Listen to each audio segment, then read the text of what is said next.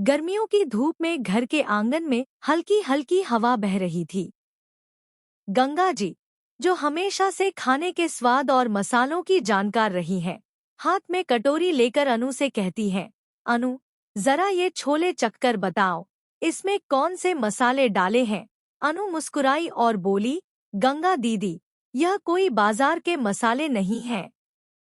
यह सब हाथ से कुटे हुए ताजे मसाले हैं। यही वजह है कि इसका स्वाद अपने आप ही लाजवाब बन जाता है।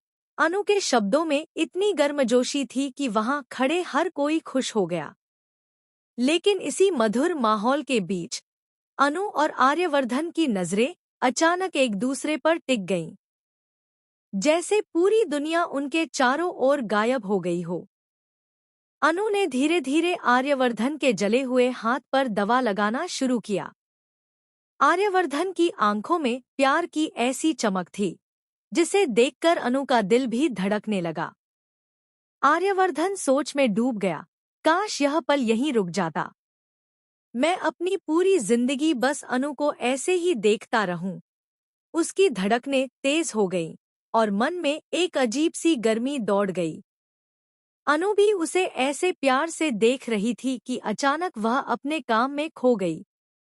लेकिन तभी एक अप्रत्याशित घटना घटी। अनु का दुपट्टा अचानक आग पकड़ गया। आग की लपटें तेजी से फैल रही थी और कोई भी समय रहते उसकी ओर नहीं दौड़ा। सिमरन ने यह देखा और जोर जोर से चिल्लाई, अनु, अनु, तुम्हारे कपड़े में आग लग गई। सभी लोग डर और घबराहट में इधर उधर भागने लगे। लेकिन आर्यवर्धन ने किसी की नहीं सुनी। वह दौड़ता हुआ सीधे अनु के पास गया। आग बुझाने के लिए उसने अपने हाथ की परवाह किए बिना ही दुपट्टे पर हाथ रख दिया। उसकी आंखों में बस एक ही ख्याल था, अनु को किसी भी कीमत पर नुकसान न हो। दुपट्टा बुझ गया, लेकिन आर्यवर्धन का हाथ जल गया। उसने दर्द से चीखने की बजाय अनु की ओर देखा और बोला, अनु, अगर तुम्हें कुछ होता तो मैं खुद मर ही जाता। अनु ने उसकी बात सुनते ही अपने हाथों से आर्यवर्धन के चेहरे को छू लिया और धीरे से बोली, सर, आपको कुछ नहीं होगा। आप मेरे लिए जीने का सबसे बड़ा सहारा है। जब आर्यवर्धन ने अनु का हाथ पकड़ा तो उसे महसूस हुआ कि उसका हाथ जल गया है।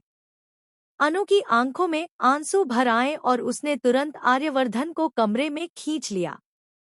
कमरे में उसने प्यार और चिंता के मिश्रण से आर्यवर्धन के हाथ पर दवा लगाई। उसकी नाजुक उंगलियां जलती त्वचा को सहला।